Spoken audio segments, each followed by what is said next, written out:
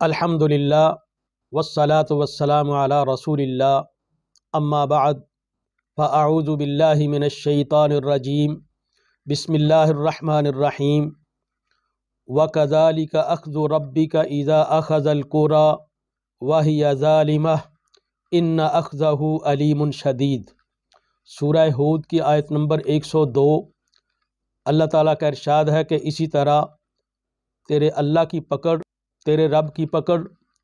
جب وہ بستیوں کو پکڑ لیتا ہے اس کی پکڑ بہت دردناک ہے، بہت شدید ہے۔ صحیح بخاری کی حدیث نمبر 4686 4686۔ حضرت ابو موسیٰ الاشعری رضی اللہ تعالیٰ عنہ بیان کرتے ہیں کہ نبی کریم علیہ السلام نے ارشاد فرمایا، ان اللہ لا یملی للظالم، اللہ تعالیٰ ظالم کو مہلت دیتا ہے، حتی اذا اخذہ لم یفلتہ، لیکن جب وہ پکڑ لیتا ہے تو پھر اسے چھوڑتا نہیں ہے۔ تو یہاں سے ہمیں یہ سمجھ لگ رہی ہے کہ کوئی انسان برائی پہ لگا ہوا ہے تو وہ اللہ تعالیٰ کی مہلت میں ہے۔ اللہ تعالیٰ جب چاہے کسی کو پکڑ سکتا ہے۔ قوموں نے زیادتیاں کیں، اللہ تعالیٰ نے ان کو پکڑ لیا، کسی کو سمندر میں غرق کر دیا، کسی بستی کو اللہ تعالیٰ نے زمین سے اوپر الٹی دے کے مارا، پتھروں کی بارش کر دی۔ تو یہ اللہ تعالیٰ کی پکڑ ہے۔ جب اللہ کی پکڑ آ جاتی ہے تو پھر اللہ تعالیٰ ظالموں کو نہیں چھوڑتا۔ صحیح بخاری کی حدیث نمبر 2449 2449۔ نبی کریم علیہ السلام نے ارشاد فرمایا، من کانت لہ مظلمۃ لأخیہ من عرضہ او شیء، جس بندے نے اپنے بھائی کے ساتھ کوئی بھی ظلم کیا ہے، کوئی زیادتی کی ہے، اس کی پگڑی اچھالی ہے، اس کی عزت اچھالی ہے، یا کسی بھی قسم کا کوئی ظلم زیادتی والا معاملہ کیا ہے، فَلْيَتَحَلَّلْهُ مِنْهُ الْيَوْمِ، اسے چاہیے کہ آج زندگی میں اس سے اس کی تلافی کروا لے۔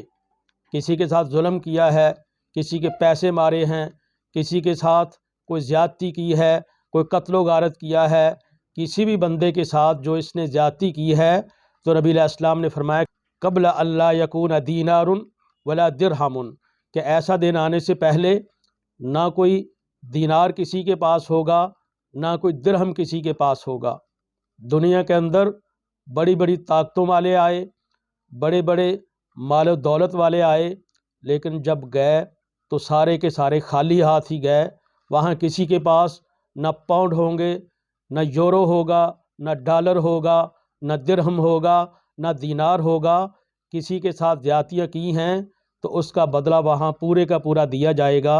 نبی علیہ السلام نے فرمایا، ان کان لہ عمل صالح اخذ منہ بقدر مظلمتہ، اگر تو اس نے نیک اعمال کیے ہیں تو جن کے اوپر اس نے ظلم کیا ہوا ہے، جتنا ظلم ہوا ہے،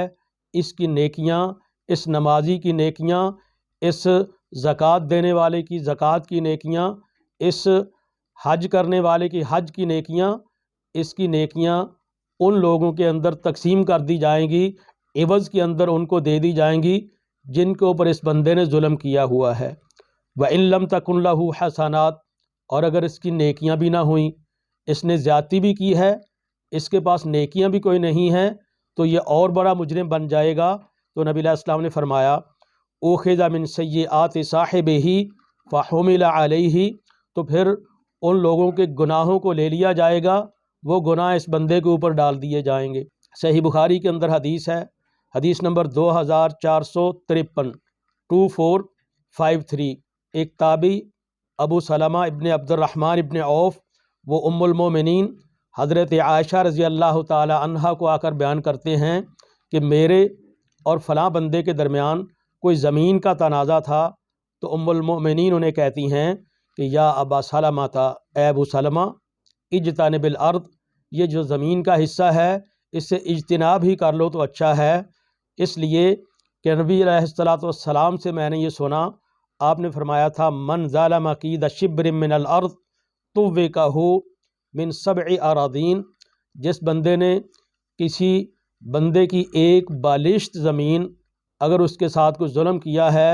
تو اس کے بدلے میں قیامت والے دن 7 زمینیں اس کے اوپر طوق بنا کے ڈال دی جائیں گی۔ صحیح مسلم کی حدیث ہے 1978 1978،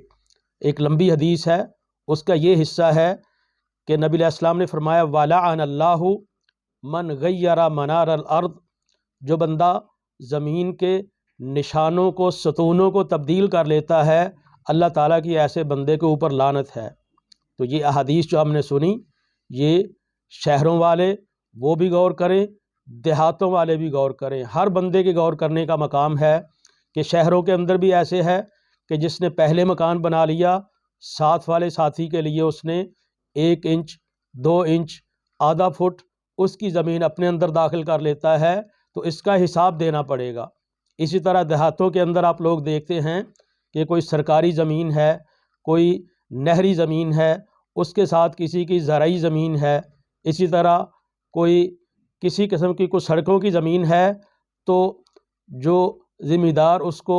اپنی زمین کو آگے بڑھاتے بڑھاتے فٹ آگے بڑھائی، آدھا فٹ آگے بڑھائی، تو یہ ساری کی ساری کا حساب دینا پڑے گا۔ نبی علیہ السلام نے فرمایا کہ وہی اس کے اوپر وہ 7 زمینوں کا طوق بنا کے اس کے گلے میں قیامت والے دن ڈال دیا جائے گا۔ تو یہ ہر بندے کے غور کا مقام ہے کہ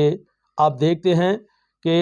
ایک ہی بندے کے کھیت ہیں، چلتے چلتے ایک جگہ پہ بالکل سیدھی لائن ہے، آگے جائیں تو دوسرے کی زمین کی طرف اس کا جھکاؤ ہے۔ تو یہ جو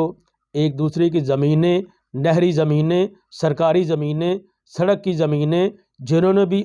تھوڑا تھوڑا کر کے آگے بڑھائی ہوئی ہیں، وہ یہ سمجھ لے کہ اللہ کے نبی علیہ الصلوۃ والسلام کی وعید ہے، اس سے بچنا چاہیے۔ صحیح مسلم کی حدیث ہے، حدیث نمبر 2581۔ نبی علیہ السلام نے فرمایا کہ اتدرون مل مفلس، تم جانتے ہو کہ غریب کون ہوتا ہے، مفلس اور نادار کون ہوتا ہے؟ صحابہ نے کہا کہ حضور المفلس فینا من لا درہم لہ ولا متاع، کہ حضور ہمارے اندر تو غریب اس کو کہا جاتا ہے، نادار اور فقیر اس کو کہا جاتا ہے کہ جس کے پاس نہ کوئی درہم ہو نہ کوئی اس کے پاس سامان ہو۔ تو نبی علیہ السلام نے فرمایا ان المفلس من امتی یأتی یوم القیامت بصلاۃ وصیام وزکوٰۃ، میری امت میں مفلس وہ بندہ ہوگا جس نے نمازیں بھی پڑھ رکھی ہوں گی، جس نے روزے بھی رکھے ہوں گے، جس نے زکاتیں بھی دی ہوں گی، اتنی بڑی نیکیاں کرنے والا، لیکن ساتھ ساتھ اس نے لوگوں پہ ظلم بھی کیا ہے۔ وَيَأْتِي قَدْ شَتَمَ هَذَا، کسی بندے کو اس نے گالی دی ہوئی ہے، اس گالی کا بدلہ اسے دینا پڑے گا۔ وَقَذَفَ هَذَا، کسی پہ ناجائز بہتان لگائے ہوئے ہیں، اس کا بدلہ اس کو دینا پڑے گا۔ وَأَكَلَ مَالَ هَذَا، کسی بندے کا مال ناجائز طور پہ کھایا ہے تو اسے اس کا بدلہ وہاں پہ دینا پڑے گا۔ وَسَفَكَ دَمَ هَذَا، کسی بندے کا خون بہایا ہے، قتل و غارت کی ہے، یہاں تو ایک دوسرے کوئی تعلق لڑ جاتا ہے، کوئی پیسہ لڑ جاتا ہے، پیچھے سے بڑے لوگوں کا فون آ جاتا ہے، تو وہاں ہر بندے کو اپنے ظلم کا حساب دینا پڑے گا، خون کا حساب دینا پڑے گا۔ وَضَرَبَ هَذَا، کسی کو مارا ہے تو یہ نیکیوں والا جس نے نمازیں بھی پڑھیں، جس نے روزے بھی رکھے، جس نے زکاتیں بھی دیں، لیکن ساتھ ساتھ حقوق العباد کے اندر کمی کوتاہی کرنے والا، تو نبی علیہ السلام نے فرمایا فَيُؤْتَى هَذَا مِنْ حَسَنَاتِهِ وَهَذَا مِنْ حَسَنَاتِهِ، جن کے اوپر ظلم ہوا ہے وہ آ رہے ہیں، اس کی نیکیاں ایک بندے کو دی جا رہی ہیں، دوسرے بندے کو دی جا رہی ہیں، تو جن جن کے اوپر اس بندے نے ظلم و زیادتی کی ہے،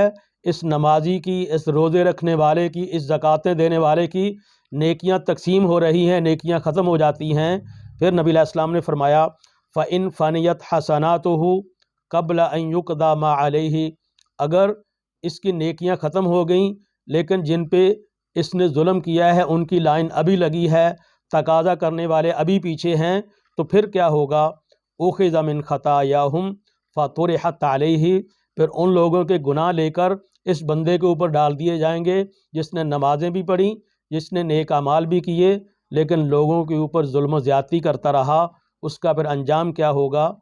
اس حدیث کے اندر نبی علیہ السلام نے فرمایا ثم طرح فی النار، پھر اسے جہنم کے اندر ڈال دیا جائے گا، پھر اسے آگ کے اندر ڈال دیا جائے گا۔ تو جس بندے نے کسی کے ساتھ ظلم و زیادتی کی ہے اسے چاہیے کہ آج اس کی تلافی کر دے۔ کوئی کسی کی زمینیں ناجائز ہتھیائے بیٹھا ہے، کسی کا مال ناجائز ہتھیائے بیٹھا ہے، تو آج ان کو واپس کر دے۔ کسی بھی قسم کی کسی کے ساتھ ظلم و زیادتی کی ہوئی ہے تو آج اس کا موقع ہے، کل قیامت کے دن اس کی نیکیاں ختم ہو جائیں گی۔ اللہ تعالیٰ سے دعا ہے کہ اللہ تعالیٰ ہمیں اپنے اعمال کا محاسبہ کرنے کی توفیق عطا فرمائے، اور اللہ تعالیٰ ہمیں ظلم و زیادتی سے بچنے کی توفیق عطا فرمائے۔ وآخر دعوانا الحمد للہ رب العالمین۔